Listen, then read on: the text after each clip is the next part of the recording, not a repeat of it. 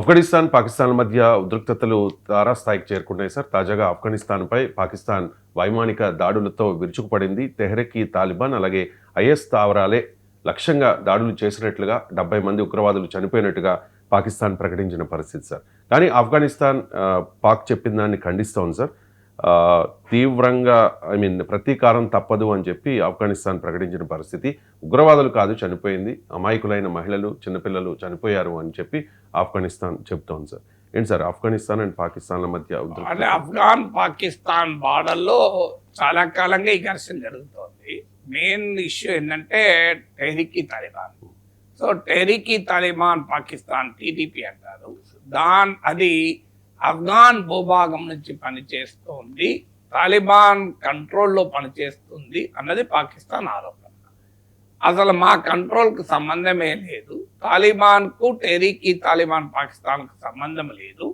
It's only ఐడియాలజికల్గా మా నుంచి స్ఫూర్తి పొందితే పొందొచ్చు, కానీ ఫిజికల్గా మాకేం సంబంధం లేదనేది తాలిబాన్ చెప్తుంది.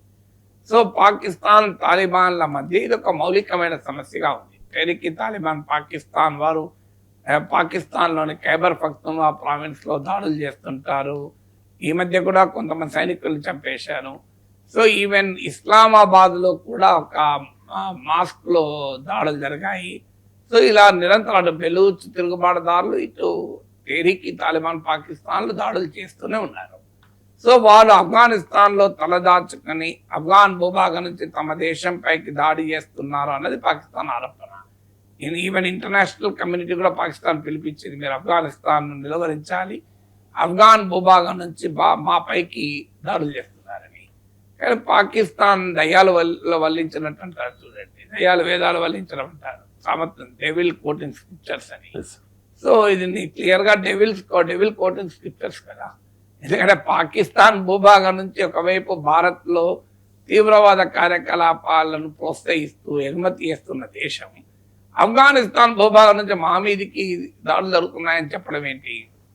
నిన్న కదా లష్కర్ మాడ్యూల్లో కదాన్ని మన వాళ్ళు బర్స్ట్ చేశారు. రెడ్ ఫోర్ట్ సమీపంలోని కొన్ని దేవాలయాలను గురిపెట్టి లష్కర్ గ్రూప్ ప్రయత్నాలు చేస్తుందని పహల్గామ్లో చూసాం, పాకిస్తాన్ లింక్ ఢిల్లీలో చూసాం.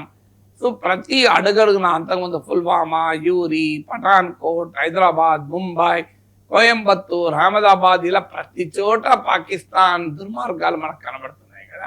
సో తామే దొంగ, ఇతరుల దొంగ అంటే ఎవడు ఒప్పుకుంటాడు? సో అందువల్ల పాకిస్తాన్కి ఆ క్రెడిబిలిటీయే లేదు. తమ దేశ భూభాగం పైకి మరో దేశం దాడి చేస్తుంది.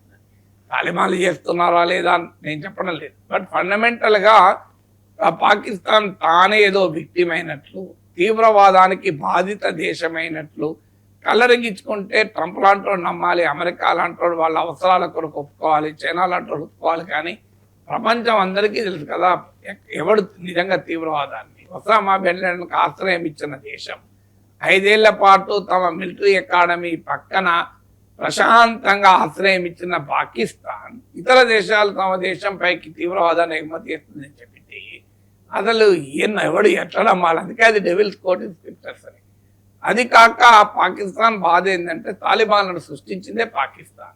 అంటే సోవియట్ యూనియన్ ఉన్నప్పుడు ఆఫ్ఘనిస్తాన్లో సోవియట్ అనుకూల ప్రభుత్వం మొదలుపెట్టిన ముజాహిదీన్లు తర్వాత తాలిబాన్లకు పాకిస్తాన్ ఆశ్రయం ఇచ్చి, శిక్షణ ఇచ్చి, ఆయుధాలు ఇచ్చి అన్నీ చేశారు. ఏంటంటే ఆఫ్ఘనిస్తాన్ తమ కంట్రోల్లో ఉంటుంది, తాలిబాన్లు చేతుల్లో ఉంటే మన చేతుల్లో ఉన్నట్టు అని భావించారు. కానీ వారికి డామిట్ కథ అడ్డం జరిగింది. తాలిబాన్లు ఆఫ్ఘనిస్తాన్లో అధికారంలోకి వచ్చాక వారు ఫియర్స్లీ ఇండిపెండెంట్ వైఖరి తీసుకున్నారు. ఎందుకంటే ఆఫ్ఘాన్ రేసుకున్న లక్షణం అది. ఇప్పుడు కాదు, మీరు ఆఫ్ఘాన్ హిస్టరీ మొత్తం తీయండి. వారు బ్రిటన్ పైన పోరాడారు, అమెరికా పైన పోరాడారు. వాళ్ళు ఎప్పుడూ పరాధీనతను కోరుకోలేదు. ఆఫ్ఘాన్ రేస్లోనే ఆ పఠాన్లలో ఉన్న పోరాట తత్వం ఏంటంటే పరాధీనతను అంగీకరించే ప్రసక్తే లేదు. వాళ్ళు చరిత్రలో ఎక్కడా పరాధీనతను ఆఫ్ఘాన్ రేస్ ఒప్పుకోలేదు.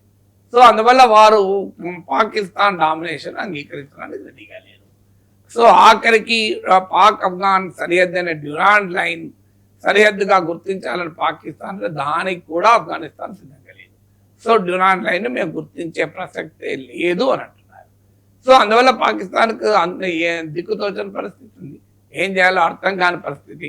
తమ చెప్పు చేతుల్లో తమ కీలు బొమ్మగా ఆఫ్ఘనిస్తాన్ ఉంటుందని ఆశించి మీకు తాలిబాన్లు అధికారంలోకి రాగానే ఆఫ్ఘనిస్తాన్ పాకిస్తాన్ బార్డర్లో ఉన్న తీవ్రవాదుల్ని కశ్మీర్ వైపు ఇండియా పాక్ బార్డర్ వైపు పట్టుకొచ్చారు. ఇప్పుడు ఇక్కడ కానీ ఇప్పుడు అక్కడే ఎక్కువ గందరగోళం, వాళ్ళు తరిమి కొడుతున్నారు పాకిస్తాన్.